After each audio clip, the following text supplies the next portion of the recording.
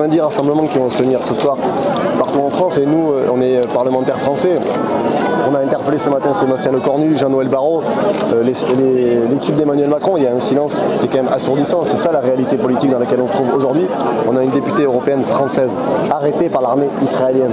En dehors de tout cadre légal, dans des eaux internationales, Emmanuel Macron n'a rien d'autre à dire que de dire qu'il aimerait bien qu'elle soit libérée, sans évoquer la question du génocide, sans évoquer la famine. Donc Emmanuel Macron est aussi complice de ce qui se passe, y compris complice de cette arrestation.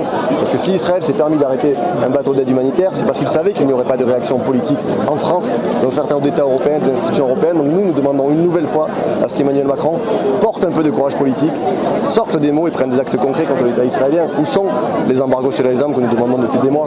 Où sont les sanctions contre les dirigeants israéliens? Où sont les sanctions économiques? Où en est l'accord d'association et sa suspension au sein de l'Union européenne? Tout ça continue alors que le peuple palestinien, comme l'ONU l'a dit, est le plus affamé du monde. Combien de temps va-t-on regarder des images d'enfants qui crèvent de faim, qui sont décédés parce qu'ils n'ont pas de nourriture en 2025? Combien de temps va-t-on accepter ça silencieux?